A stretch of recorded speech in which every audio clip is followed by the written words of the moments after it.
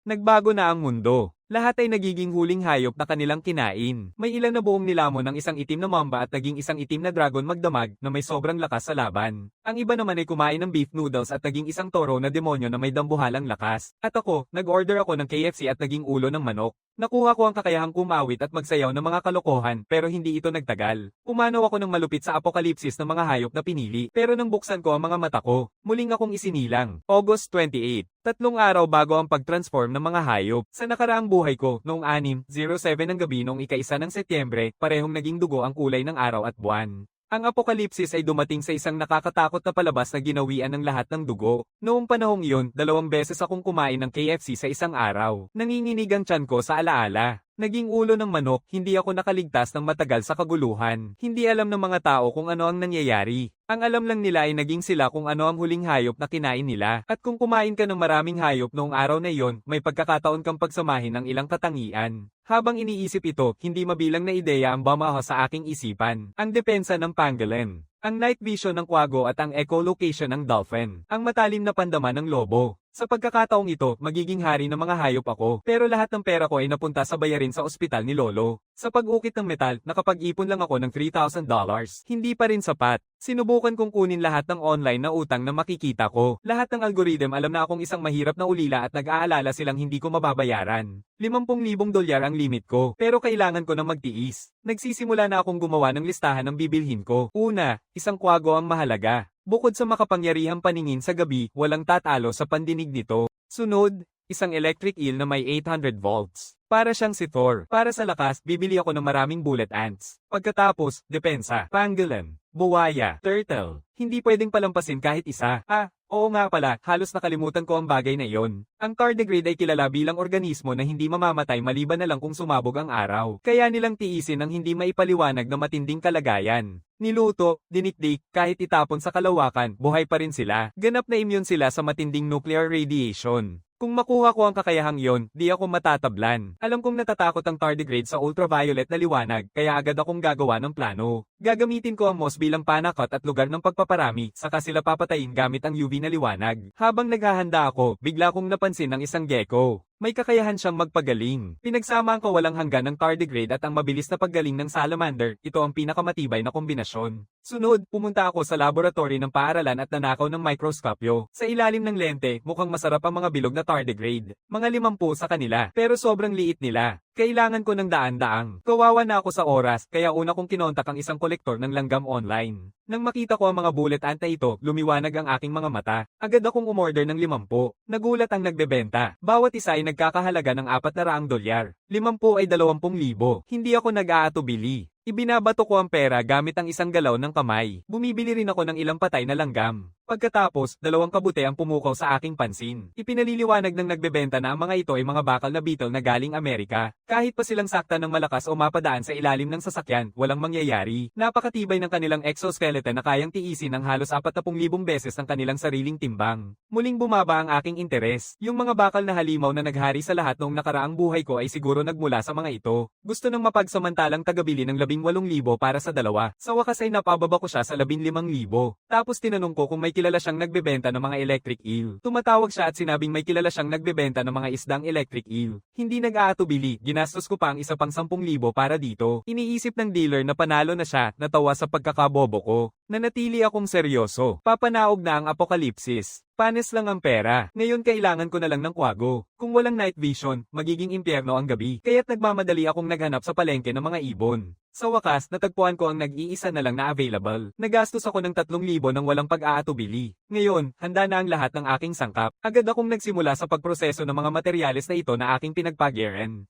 Ayon sa haka-haka ng mga eksperto, ang mga katangian ng pagbabago ng hayop ng tao ay may kaugnayan sa mga hayop na kanilang kinain dahil ang natitirang karne ay naglalabas ng enerhiya sa loob ng katawan. Kapag pumasok ang enerhiyang iyon, nagdudulot ito ng malalaking pagbabago. Kahit na muling ipinanganak, hindi ko pa rin natutuklasan ang tunay na sanhi ng pagbabago ng hayop. Sa huling araw, una kong tiningnan ang aking mga mahalagang tardigrades. Tinitingnan ko ang aking balanse, 6,000 na lang ang natira. Pumunta ako sa tindahan ng panday at pinili ang sledgehammer bilang aking armas. Bumili rin ako ng karne ng krokodilo. Tinitingnan ko ang salamander, alam kong ito ang aking susi sa walang hanggang buhay. Pagkatapos ay nakatanggap ako ng mensahe mula kay MS Rivera kung tinanggap ko ang microscopyo mula sa paaralan. Sa tingin ko ay hindi ko naisip na masyadong mabantayan ng paaralan. Pero wala akong nararamdaman sa loob. Hindi na ako nakapasok sa paaralan ng ilang araw. Matapos pumanaw ang lolo, nawala ang lahat ng aking motibasyon sa pag-aaral. Gayunpaman, sa kabila ng pag-aalala ng aking mga kaibigan, nagpasya akong bigyan sila ng isang huling pagkain ngayon. Labis na nag-aalala si MS Rivera. Tinutulungan niya akong kumustahin ang aking kalagayan. Nang marinig ko ang kanyang boses, naging magulo ang aking damdamin. Sa aking nakaraang buhay, ginamit ng maingat at maganda niyang guro ang kanyang katawan bilang panangga upang protektahan ang kanyang mga estudyante. Naging isang trahedya siya. Noon, kumain siya ng baboy at naging mukha ng baboy. Iniisip ito, sumisigaw ako sa kanya, huwag kang kumain ng baboy. Ito ang pinakamalaking tulong na maibibigay mo sa akin. Mukhang nalilito siya. Ipinaliwanag ko na may swine flu at bird flu na kumakalat. Pagkatapos ng babala, sinimulan ko na magluto ng mga sangkap ko. Niluluto ko ang mga langgam at hinalo sa tsokolate. Ang matitigas na bubuyog ay inilalagay sa oven hanggang sa maging malutong. Ginagawa kong parang tunay na pagkain ang lahat ng kakaibang sangkap na ito. Pero hindi ako nagmamadaling kumain. Sa halip, pumunta ako sa isang restoran at umorder ng 7 serving ng adobong ulo ng kuneho. Sa liksi at kakayahan nitong makakita sa dilim, mas tataas ang tsansa ng aking mga kaibigan na makaligtas. Lahat ng kaklase ko ay nag-aalala tungkol sa pagbagsak ko, lalo na si Ginang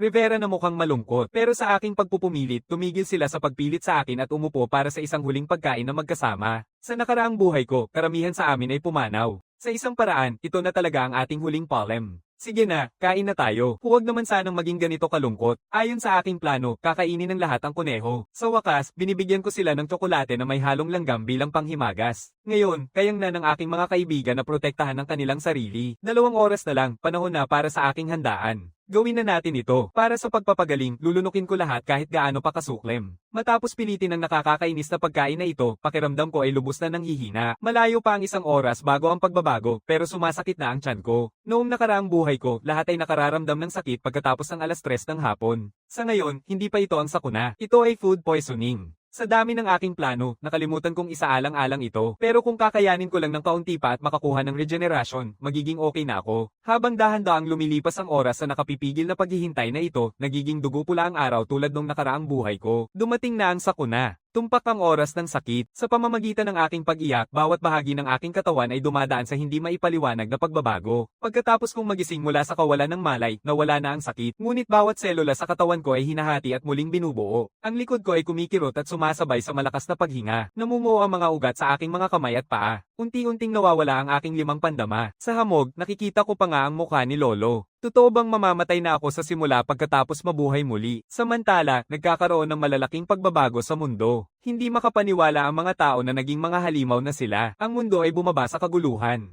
Nagising si MS Rivera at natuklasan niyang puno ng balahibo ng kuneho ang kanyang mukha. Parang isang malakas na sigaw mula sa ilalim ng lupa ang umuusbong, kasunod ang isang malakas na pagsabog. Biglang napuno ng usok ang kwarto, pinapagana ang automatikong sistema ng sprinkler. Ang tubig ay bumubuhos na parang ulan. Hindi pa masyadong nagbago ang itsura ko. Pero kapag tumama ang tubig sa mga kalamnan ko, nagiging matigas sila na parang baluti. Ang mga palikpik ng isda ay kumikislap sa aking mukha. Ang kawalang kamatayan ng tardigrade ang nagsalba sa akin mula sa kamatayan. Sa ngayon, sobrang tigas ng paningin at pandinig ko. Ang labis na gutom ay nagtutulak sa akin na ubusin lahat ng merienda sa tabi ng kama. Pakiramdam ko ay tuluyang nanghihina ang katawan ko, pero kahit na mahina pa rin, kaya nitong durugin ang titanium na pinto na parang papel. Ang lakas ng bullet ant ay kamangha-mangha. Sabik na akong subukan ng kakayahan ng electric eel pero kahit anong gawin ko, walang dumadaloy na kuryente. Biglang sumiklab ang apoy sa hallway sa labas. Malala ang sunog. Nakarating na ito sa kondisyon ng mabilis na pag-iilaw. Binubuksan ko ang pinto para silipin sa labas. Isang dagat ng apoy. Mainit ang singaw ng hangin. Iniisip kong tumalon mula sa 16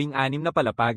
Binabasag ko ang salamin sa bubong at biglang naririnig ang pag-ungol ng mga kalamnan ng aking katawan. Panahon na para magpasya, tumalon ako pababa. Sa kritikal na sandali, sumabog mula sa aking likod ang mga pakpak na parang tibak. Lumilipad ako sa hangin na parang isang dambuhalang ibon. Sige, ang galing nito. Sa buhay na ito, ang langit at ang lupa ay akin. Naghahanap ako ng bakanteng lugar para maglanding at tingnan ang kalagayan sa lupa. Nabibighani ang mga tao sa aking kahangahangang anyo. Isang naglalakad na meka. Nagbago rin ba siya? Bakit ang astig niya tignan? Kung ikukumpara sa kanya, para lang akong manok na may pakpak. Nang marinig ito, niyuko ko ang aking mga pakpak. Ang malaki at malakas na pag-alis ng hangin mula sa paglipad ay nagpapahingal sa akin. Kailangan kong mabilis na mag-replenish ng mataas na enerhiya. Samantala, sa kabilang bahagi ng lungsod, pinapatay ng makapangyarihang hayop tao ang mga mahihina. Ang mga mutant na hayop ay sumasalakay sa mga nag-iisang sibilyan. Pumunta ako sa supermarket na bitbit ang aking sledgehammer. Ang matipuno at baboy na mukha sa harap ko ay mukhang mapanganib. Lahat ay gulo sa labas. Bakit parang normal kang tao? Hindi ako sumasagot. Kinuha ko lang ang inihaw na pato mula sa kanyang mga kamay at nagsimulang kainin ito ng walang pakundangan. Nang makita ito, nagngangalit ang mukha ng baboy. May kamalasan ka na ba? Ninakaw niya ang pagkain ko, tumingin siya sa akin at sumugod ng suntok.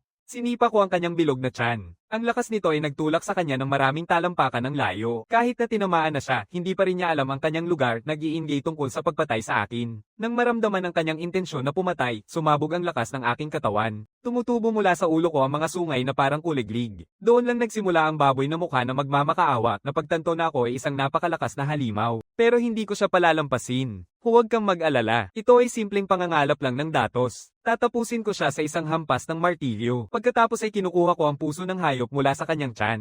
Mukhang mababa ang kailanawan ng enerhiya. Hinahalikan ko ito ng walang pag-aatubili. Ang apokalipsis ay tungkol sa survival ng pinakamalakas. Matapos harapin ang baboy na mukha, kumain at uminom muna ako sa supermarket. Bago umalis, nag-empake ako ng ilang pagkain para dalhin. Sa ngayon, hindi ko dapat sayangin masyadong maraming enerhiya. Sapat na ang pananatili sa 30% na lakas. Nang makita nilang binasag ko ang isang tindahan ng relo, nagsimula silang magnakaw. Pero alam ko sa apokalipsis na ito, mas magiging mahalaga ang pinagsama-samang biskwit kaysa sa ginto. Sa loob ng isang buwan, kalahati sa mga taong ito ay mamamatay sa gutom, away, o magiging pagkain ng iba. Bigla ay nakatanggap ako ng mensahe mula kay MS Rivera. Lubos siyang nag-aalala sa akin. Sa apokalipsis, ang mga hayop sa zoo ay naging sobrang mabagsik. Pinapanood ko sila mula sa malayo, handang umatake. Mas mayaman talaga ang mga core ng hayop dito kaysa sa mga kalye. Unang lumitaw ang Titan Tiger sa ikalimang araw pagkatapos ng sakuna. Wasakin nito ang lahat, naghabol ng walang tigil. Walang laban ng mga tao. Kahit baril, hindi nila mapigilan. Sa loob lamang ng 2 buwan, may mga halimaw na 30 talampakan ang taas na naglalakad sa lungsod. Sa pagkakataong ito, papatayin ko sila sa kanilang sinapupunan bago pa man sila magising. Sa gubat, bigla kong nakita ang isang matandang lalaki na nananawagan ng tulong. Sagutin mo muna ako. Nagmutasayon ba ang mga hayop at nakalabas, mga tigre? Nasa loob pa rin ako. Nang marinig ito, tinutukan ko ang aking target at binasag ang bakod na gawa sa kawad na nakatali. Isang mutant na lalaking wolf ang umatake sa akin. Madali ko siyang naitapon gamit ang isang hampas ng martilyo. Isang unggoy na may pangil ang umatake mula sa likod, tinatadyakan ako. Pero hindi ako nagpapakita ng sugat. Kaaya kang sumugod ng palihim. Binagsak ko siya sa lupa. Pagtingin ko pabalik, puno ang zone ng mga mutant na unggoy. Mga simpleng kalaban lang.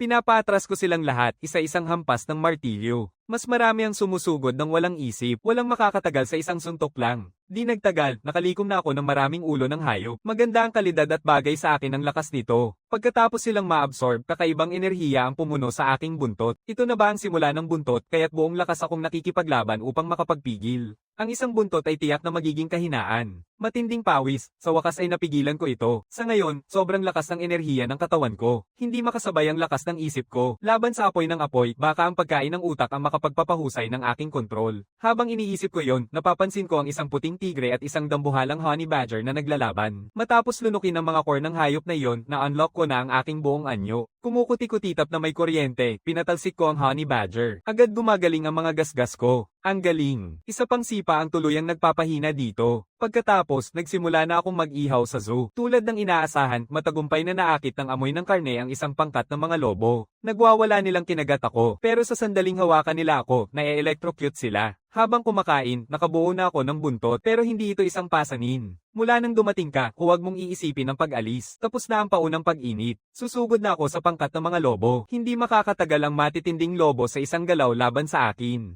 Subukan ko ang hangganan ng depensa ng balat ng hayop-tao. Ang matalim na sakit ay nagdudulot ng depensang reflex. Nagpapalabas ang katawan ko ng mataas na boltahe. Biglang na-electrocute ang 2 kulay abo na lobo, crispy sa labas at malambot sa loob. Sa kasalukuyang estado ko, hindi ako natatakot sa mga ordinaryong mutant na hayop. Nakakuha na rin ako ng maraming core ng hayop. Kung maabot ko ang aking pinakamatinding anyo, hindi na nila kahit makalapit sa balat ko. Binabasa ko ang mga mensahe ko. Lahat ng kaibigan ko ay nagpapasalamat sa akin. Magandang bagay na pinakain mo kami niyan. Sabi ni MS. Rivera, ganap na kaguluhan sa labas. Mag-ipon ng pagkain, magtago at maghintay ng rescue. Ako lang ang nakakaalam kung gaano kababaw ang ideyang iyon. Ang unang batas ng apokalipsis ay walang batas. Matapos kainin ng utak ng unggoy, tunay na bumuti ang aking kontrol. Malabo kong maramdaman ang kalagayan ng katawan ko. Ngayon na may balangkas na ako, ang susunod na hakbang ay ayusin ang mga kahinaan. Sinusuri ko ang oras, mas lalo akong pumasok sa kagubatan. Nakita ko ang mensahe ng mga kaibigan ko na humihingi ng tulong, kaya nagpa siya akong ipakita sa kanila ang daan. Ang tanging daan tungo sa lakas ay ang pagpatay. Ito rin ang simula ng kasamaan. Nang marinig ito, nagpa siya ang kaibigan ko na subukan ng swerte. Di nagtagal, natuklasan nilang ang pagkain ng mga mutant na hayop ay talagang nagpapalakas sa iyo. Walang paraan pabalik. Para makaligtas, sa wakas ay nagsimula na silang manghuli. Sa gubat, bigla akong nakarinig ng kakaibang ingay. Isang dambuhalang kabayong langaw ang nilalabasan ng dugo ng isang rhino. Maaaring mas mataas pa ang halaga ng pananaliksik nito kaysa sa isang core ng hayop. Sa isang kisap mata, nilalanggo nito ang buong rhino. Ang nilalang na ito ay pinagsasama ang paglaki ng sukat at ang all-seeing compound eyes. Magiging mahirap itong kontrolin. May isa lang akong pagkakataon para patayin ito. Humiga ako at inilantad ang mapatlo kong leeg. Sobrang sensitibo ito sa enerhiya ng buhay. Di nagtagal, ang nakakadiring nilalang ay mahihila na sa akin. Sa parehong oras, bigla kong binubuksan ang aking mga mata at pinapanood ang bawat galaw nito. Bigla kong niyayakap ang mahihinang itim nitong mga binti. Pagkatapos ay ibinabagsak ko ito sa lupa at tinatahi gamit ang mga vines. Pati ang dugo ng rhinoceros ay nilalabasan mo. Mabilis ko itong dinadala sa puting tigre na pinatay ko kanina. Habang nakikita ko ang gutom nitong tiyan na lumalaki ng lumalaki, naiinitan ako. Kapag puno na, hinihila ko ang namamaga nitong katawan palayo. Dahan-dahan kong hinahaplos ang mga mata nito habang kumikislap ang kuryente sa aking kamay. Kapag hinog na ang ani, panahon na para anihin. Huwag mo akong sisihin. Ito ang batas ng apokalipsis. Sa aking lakas, pinugutan ko ng ulo ang kabayong langaw. Nakakuha ako ng mataas na kalidad na hayop na core gaya ng aking nais. Pagkatapos itong lunukin, isang matigas na nakal-alasong taghiyawat ang tumubo sa aking buntot. Nakuha ko na ang kakayahan ng horsefly na mag-alis ng dugo. Ang pakiramdam na ito ay sobrang nakakabilib. Hindi ko na kailangang magdumi ng dugo sa bibig ko, pero nakakakuha pa rin ako ng enerhiya. Ang sarap nito. Ngayon kailangan kong lusubin ang lahat dito. Nakikita na ako ng mga kaibigan ko, palaging sinasabi, ang laki-laki ng ibon na ito. Sana may pakpak din tayo. Pagkatapos ng ilang sandali, dumating sila sa zoo. Nakikita nila ang mga bangkay ng unggoy sa lahat ng lugar. Hinugot ang mga utak, nilasag ang dugo. Dapat trabaho ito ng buong koponan. Ang mas nakababahala pa ay pati dugo ng tigre ay naubos na rin. Posible bang isang vampira, sa hangin, bumahing ako? Katatapos ko lang kunin ang isang sanggol na panda mula sa zoo. Sinusubukan kong pakainin ito ng isang beast core. Nakakagulat, agad na lumaki ang itim at puting balahibo sa katawan nitong dating hubad. Hindi ko maiwasang magtaka. Sumisip-sip ng beast core ng isang tiger pero walang ipinapakitang katangian ng ibon o pusa. Maaaring mas nangingibabaw ang gene sequence ng panda. Kahit ano paman. Sana mapahanga mo ako ng sapat. Kung hindi, ang kapalaran mo ay hindi magiging mas maganda kaysa sa langaw na kabayo. Papakainin kita hanggang lumaki, saka kapapatayin. Bitbit ko ito sa likod ko at lumilipad papunta sa malayo. Susunod, kailangan kong linisin ang zoo sa Kapitolyong probinsya bago magbukang liwayway. Nang makita ko ang mensahe ng mga kaibigan ko tungkol sa pagpatay sa mutant na aso, ngumiti ako ng may ginhawa. Sa mabilis na paglipad, narating ko ang zoo ng Kapitolyo sa loob ng ilang minuto. Gumuho na ang mga kulungan. Hindi mapigilan ng dambuhalang oso sa lupa. Hindi rin kayang hawakan ng mga sundalo ang dambuhalang tigre. Pero para sa akin, magandang balita ito. Ang dambuhalang oso na ito ay patuloy na lalaki. Kung iiwanan, magiging mas nakababahala pa ito kaysa sa isang titan na tigre. Nagsisisigaw ito at sumisira ng lahat sa paligid. Walang magawa ang mga sundalo. Nakikita ito, matapang akong umiikot sa ibabaw ng ulo ng higanteng oso. Pagkatapos ay isang malakas na kuryenteng alon ang biglang tumusok dito. Hindi pa tapos, hinawakan ko ang higanteng oso at nilipad ng mataas, saka ito pinagsasapak ng madiin. Pagkatapos ng alikabok, ang higanteng oso ay nawala na ang lahat ng buhay. Nakuha ko ang isang dekalidad na itim na core ng hayop. Pagkatapos lumilipad ako ng hindi tumitingin pabalik. Kumain na ang panda ng 3 core ko at parang panda pa rin ito. Agad kong nararamdaman na ako ay niloko. At tanging kapag bitbit ko ito, siya ay kikilos. Unti-unting nakikilala na rin ng mga kaibigan ko. Ang makuha ang core ng isang dambuhalang ahas ay ikinaliligaya nila. Pero sa kasamaang palad, naging mga pangit na halimaw sila. Agad akong pumunta sa aquarium nang hindi nag-aksaya ng oras. Alam ko na habang ang lupa ay impyerno, ang dagat ay pugad ng mga nilalang. Ang presyon ng kaligtasan dito ay hindi lilikha ng mga halimaw, kundi ng mga tunay na mandaragit. Malapit nang sirain ng malaking isda sa tabi ng salamin ang matibay na salamin ng aquarium. Pero hindi ako nagmamadaling atakehin ito. Sa halip, pumunta ako sa kwarto ng freezer. Nakalatag ang mga penguin, maraming nasawi. Pumasok ako, natuklasan kong ang salarin ay isang mutant na sea lion. Agad kong binubuksan ang anyo ng aking hayop at nakikipaglaban dito. Sinalpok ng mga kamao na kasinlaki ng sako ng buhangin ang mukha nito. Pagkatapos, malalim na pumalo ang mga kuko ko sa balat nito. Agad na pinapatay ito ng mataas na boltahe na kuryente. Sa huli, ipinasok ko ang aking buntot at sinimulang ubusin ang dugo nito. Nakikita ang isa pang umaalis, nilipad ko ito at sa huli ay nahuli at kinuha ang kanyang beast core. Binibigay ko ang mga mahihinang kalidad sa panda. Mabilis na lumalaki ang tiyan nito, pero hindi pa rin nagbabago ang itsura nito. Galit na galit, itinulak ko ito palayo. Seryoso, naniniwala ako na mas magiging kapakipakinabang pa ang mag-alaga ng pagong kaysa sayo. Tumalikod na ako para umalis, pero sumunod ang panda at mahigpit na niyayakap ang aking binti. Sinimulan ng mga sundalo ang pagsusuri sa gubat. Natuklasan nilang pawang namatay ng walang saysay ang mga dambuhalang hayop at ang mga sugat ay hindi mukhang galing sa baril. Ang balat na kahit ang baril ay hindi makakatagos ay napasok. Maaaring ito ang may pakpak mula sa ulat kahit na may lakas siyang parang buwaya, nangangailangan ng panahon ang ebolusyon. Ang galing ng pagiging epektibo niya. At bakit palagi niyang binubuksan ng tiyan? Mas gusto rin ni Dr. Chen ang pagsusuri sa tiyan. Ang matinding pakiramdam ng layunin na ito ay hindi mukhang panghuhuli, kundi mas parang pagsusuri. Nang iniisip ito, pinaghahanap din ng mga sundalo ang isang mutant na toro para suriin. Pag binuksan nila ang tiyan nito, tunay na makakakita sila ng isang gintong core ng hayop. Halos sa instinct, agad na nilulo ng kapitan ang core. Pagkatapos, sumabog ang makapangyarihang enerhiya sa kanyang katawan. Sa wakas, napagtanto ng kapitan ang panlilinlang ni Dr. Chen. Hindi lang niya sinabi sa kanila ang lihim tungkol sa mga core ng hayop, pinahawakan pa nila ang mga mutant na hayop na mag-isa at kailangang ibalik ang mga core. Kaya't nagiging ganito ang likas na katangian ng tao pagkatapos ng apokalipsis. Naisip ito, kaya't nagpa siya ang kapitan na pangunahan ng kanyang koponan na kunin muna ang mga core ng hayop sa aquarium. Hindi niya alam na nakalampas na ako sa aquarium at nakapag-ipon na ng yaman. Sa wakas, bitbit ang panda, nakarating ako sa kwarto ng pananaliksik at binigyan ng cute na jellyfish ng electrotherapy. Pagkatapos mag-raid ng lahat, handa na akong umalis. Pero naririnig ko ang mga sundalo sa labas. Tumingin ako sa ibaba at nakitang malapit ng pumasok, pero hindi ako nag-aalala dahil may dalawang lugar pa na pwedeng pasukin. Isa dito ang lugar ng mga dolphin. Ang isa pa ay ang isda sa pangunahing tangke. Kailangan kong linisin ng ganap ang lugar bago magbukang liwayway. Sa malapitan, lahat ng dolphin ay nagbago na naging mga puppets na pawang pumatay sa isa't isa. Pagkatapos, magpahinga na kayo. Agad kong pinapagana ang aking pagbabago at sumisid sa tubig. Matapos ang isang malakas na pagsabog, napakamakitid ng tanawin. Makalipas ay napatay ko na ang lahat ng dolphins. Ang mga core ng asul na hayop ay malinaw na kristal at maganda, tunay na nakakahumaling. Kapag sinipsip ko sila, mabilis na tumaas ang aking kakayahan sa pagdama. Pakiramdam ko ay nasa isang tahimik na dagat. Sa ilalim ng gulat na tingin ng hanggal na panda, nagkakaroon ng malaking pagbabago ang aking katawan. Ang aking matalim na limang pandama ay nagpapahintulot sa akin na marinig ang mga hakbang ng mga sundalo sa malayo. Ngunit agad akong umalis upang pumunta sa pangunahing tangke. May matalim na ilong ang mga aso ng militar. Malapit na akong madiskubre. Kailangan kong magmadali. Tulad ng aking inaasahan, mabilis na hinarang ng militar ang daan ko. Dahan-dahan akong lumabas kasama ang panda. Pakiusap huwag niyo akong barilin, mga kaibigan. Isa ako sa mga mabubuting tao. Mukhang kahina-hinala ang kapitan. Pinag-aralan mo ba ang mga mutant na hayop? Agad kong itinanggi. Hindi ako. Gumagawa nito ang panda na ito. Nagbibiro ka ba? Nakapagpahiwatig ang iyong kalmadong pag-uugali. Aminin mo. Alam mo ba tungkol sa mga core sa loob ng mga hayop na pwedeng magdulot ng pagbabago at paglakas sa tao, kaya mo sinadyang buksan ang kanilang mga tiyan? Bahagya akong ngumiti at binuksan ang aking backpack. Ano iyon? Ang mga core na ito ay nakakain. Kaya nakalikom na ako ng 100 o 200. Hindi ba't parang hindi ako mapapaputol bago pa man ako makapagsalita, bumabagsak na ang mga bala sa akin. Ngunit kahit ang mga ito ay hindi makasugat sa aking balat, madaling mapunit ang kawad na lumilipad sa akin. Inilalagay ko ang isang bala at itinapon ito sa kanila. Hindi nagkakalayo ang lakas nito sa baril na pumutok, namamatay agad ang ulo bakal na kapitan. Pagkatapos ay sa ilang suntok at sipa, pinapalayas ko ang iba pang mga sundalo. Sasabihin mo na ngayon, saan mo itinago ang mahigit 1,000 mga puso ng hayop? Nakita ng pigface ang kapalaran ng kanyang kasama at natakot na hindi makapagsalita.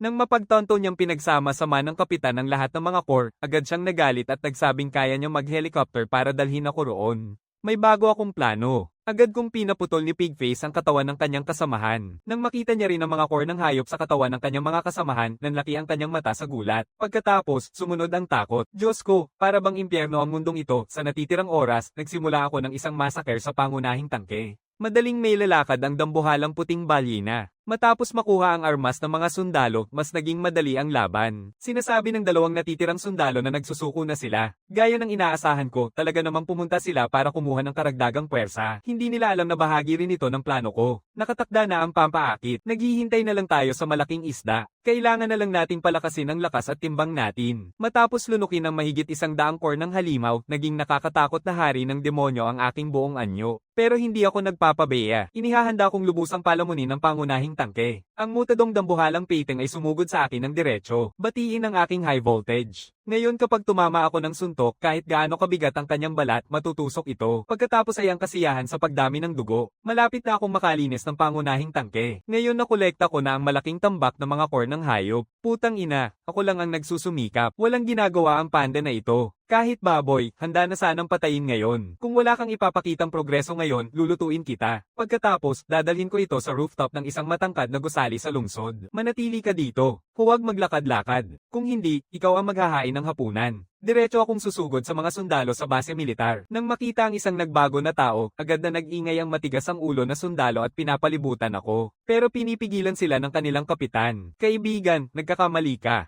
Sa panahon ngayon, mas mahalaga ang isa sa atin na kayang lumipad kaysa sa ginto. Marami kaming bala at teritoryo. Ang kailangan lang namin ay talento tulad mo. Pagkatapos ay lumapit sa akin ang kapitan na may ulo ng aso. Anong pangalan mo, bata? Ang kakaibang ugali ng kapitan ay nagpa-alarm sa ilang mga sundalo. Napansin din nilang lahat ng mga hayop na dinala pabalik ay nakabukas ang tiyan. Kailangan may masamang lihim. Dinadala ako ng taong may ulo ng aso sa pasilidad ng pananaliksik, sinasabing kailangan nilang suriin ako para sa mga virus. Nagniningning ang mga mata ni Doktor. Siya nang makita niya ako. Magandang materyal. Ibig kong sabihin, mahusay na binata. Paano mo naisalba ang mga pakpak na iyon? Kumain ka na ba ng karne ng mutant na hayop pagkatapos magbago? Natuklasan ng aming pananaliksik na ang pagkain nito ng hilaw ay maaari ring bahagyang magpalakas sa iyo. Inihahanda niya akong bigyan ng hindi kilalang bakuna, ngunit agad na napapansin ni Doktor Chen na may mali. Napakatibay ng balat ko. Hindi maipapasok ng maliit na karayom ang igos nito. Sa pag-abuso sa kanyang pagkabigla, bahagya akong ngumiti. Profesor, hindi ka pwedeng mag-atubili sa ganitong klase ng gawain. Gamitin mo siyang parang hayop. Binabagsak ko siya at tinutusok ang bakuna sa kanyang katawan. Sumisigaw si Doktor Chen. Nang makita ang plano na nabunyag, walang pag-aatubiling pinaputukan ng kapitan ng mga sundalo ang likod ko. Ngunit sa kasalukuyang lakas ng aking katawan, hindi man lang makakatama ang karaniwang bala sa aking balat. Nababahala ang kapitan. Hindi siya naniniwala, pilit niyang pinaputukan ako. Tumitigil lang ako nang walang umiwas. Kahit ilang putok pa, hindi makakatama sa balat ko ang mga bala. Kahit tumama sa pader, nasasaktan pa ang propesor na nasa malapit, ihinahampas ko ang kamao ko.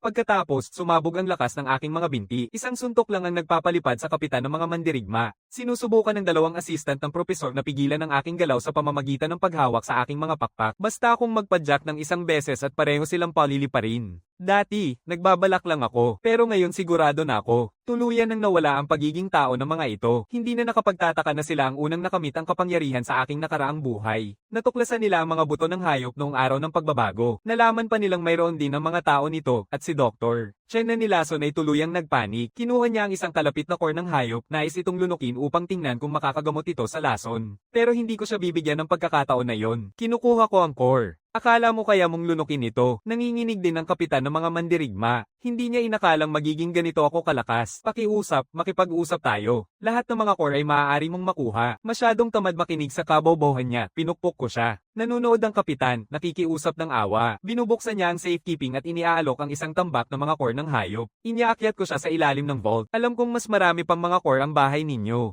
Huwag kang magloko. Kung hindi, sasabihin ko sa mga sundalo mo ang lahat ng maruming ginawa ninyo ni Dr. Chen. Pagkatapos, nakatutok ang mga baril na ito sa iyo. Lahat ng mga sundalo ay pawis na pawis sa kaba. Hindi nila alam kung ano ang nangyayari. Bago ako matapos, naging malagkit ang katawan ng kapitan ng mga mamumugot. Bumaba siya sa crouch at dumulas sa lupa na parang isdang eel. Sumisigaw na patayin ako ng mga sundalo. Bumabaril ang mga sundalo sa akin. Pero nang mawala ang usok, wala akong nasaktan. Natatakot ito sa kapitan na nagmamadaling umakyat. Patuloy na tumatama ang mga bala sa aking mga pakpak nag-iilaw. Pero hindi ko hahayaang makatakas ang kapitan. Hinarap ko ang isang bala mula sa hangin. Sa isang igkas ng aking daliri, tinamaan nito ang binti ng kapitan. Kahit na patuloy ang putukan sa aking katawan, patuloy pa rin sa pag-iyak ang kapitan na may ulo ng aso para magpatuloy sa pagbabaril. Tapos na akong mag-aksaya ng oras. Tumatalon ako sa hangin at hinuhuli ang kapitan ng mga mandirigma. Nagtutuloy ka pa rin ba sa pagtakas, kaya ipinaliwanag ko sa mga sundalo ang mga maruming ginawa niya at ni Dr. Chen. may ilan ang nakakaalam. Ngayon ay galit na sila. Samantala, nakatutok ang isang sniper rifle sa akin. Pinanood niya ito buong panahon at hindi pa rin maintindihan na walang silbi ang mga bala laban sa akin. Kumakawi ako ng mga pakpak at sumabog tulad ng isang cannonball. Sa isang kisap mata, nahuli ko ang sniper at malinaw na pinukpok ang ulo niya. May gusto pa bang sumubok? Lahat ng nakarinig nito ay hindi na makapagsalita. Pero alam ko na nilinlang ng kapitan ng mga sundalo at ng propesor ang mga sundalo na ito. Ang pinakakakainis ay sinadya nilang sabihin sa kanila na lason ng mga buto ng hayop at kailangang ay proseso ng sentralisado. Nauunawaan ng lahat, sa wakas ay nagigising at nagsisisi na ang lahat. Tanging ang kapitan ng mga mandirigma ang mukhang mapatla na alam niyang tapos na siya. Pagkatapos ay kukunin ko ang lahat ng beast cores mula sa ilalim ng vault. Pagkatapos ay maglalagay ako ng ilang sa bangkay ng kapitan.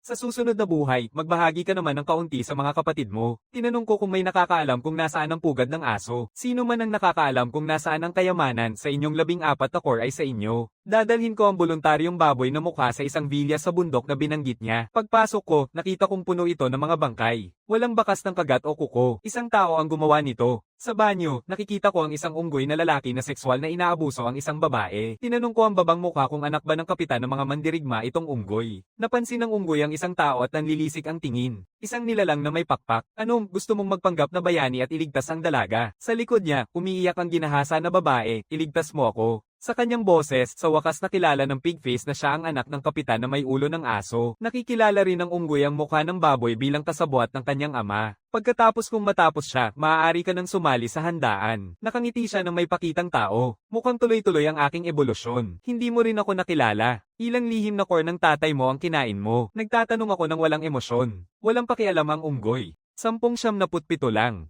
Kung kinain ko lahat ng mga iyon, tiyak na hindi ako matitinag. Bahagya akong ngumiti, kaya hindi mo na makukuha ang pagkakataong iyon. Naramdaman ng lalaking unggoy na may isang bagay na dumaan sa paligid niya. Ang huling sakit ay nagpapasigaw sa kanya. Tinitiyak kung wala ng laban ng unggoy, itinatapon ko ang kutsilyo sa lupa. Iyon na ang kutsilyong ito. Gawin mo ang gusto mo dito. Lumalabas ang dugo. Nagtatapos ang buhay ng unggoy na lalaki. Pagkatapos ay binababa ko ang kanilang panloob na pinto. Ang mga kamag-anak ng kapitan na may ulo ng aso ay nagngingit-ngit. Anong ligaw na aso ang mangangahas na saktan ng aming pintuan? Alam mo kung kaninong teritoryo ito, hanggal na magsasaka. Nang walang salita, pawang nagmamadaling pinaputukan nila ako. Pero ang mga bala ay tumatama pa rin na parang tinatamaan ng mga bakal na plato. Lahat ay nagugulat. Gaya ng ama, gaya ng anak, nawawala ang pakiramdam ng pagkakasala sa pagpatay sa kanila. Di nagtagal, pinapabagsak ko silang lahat. Ngayon ay sa iyo na ito. Tinitingnan ko ang batang babae na pumasok mula sa labas. Ang kanyang mga mata na puno ng luha ay nagliliyab sa galit. Sa wakas, narating ko na ang kanilang bodega. Nandito ang hindi mabilang na mga core ng hayop. Hindi na nakapagtataka na palagi nilang may kapangyarihan noong nakaraang buhay ko. Malaking kalakalan ang operasyong ito. Paalala ko sa babae na meron ding mga beast core ang mga lalaking iyon. Hilain mo at lunukin ang mga ito. Ito lang ang pagkakataon mong makaligtas. Walang pag-aatubili, nilulunok niya ang mga core. Mula ngayon, tanging ang pagpapalakas at pagpatay lang ang nakikita ng aking mga mata. Ang mukha ng baboy ay nakasaksi sa lahat ng ito at ng inig.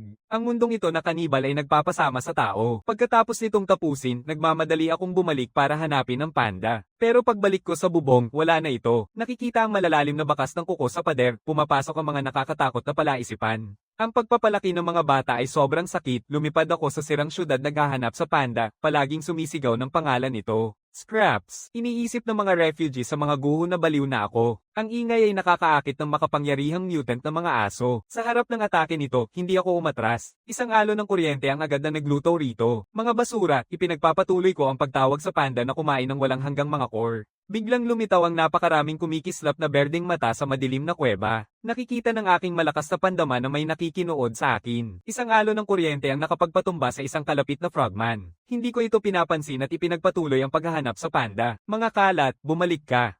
Para bang naririnig ang aking tawag, isang dambuhalang oso ang umatake papunta sa akin.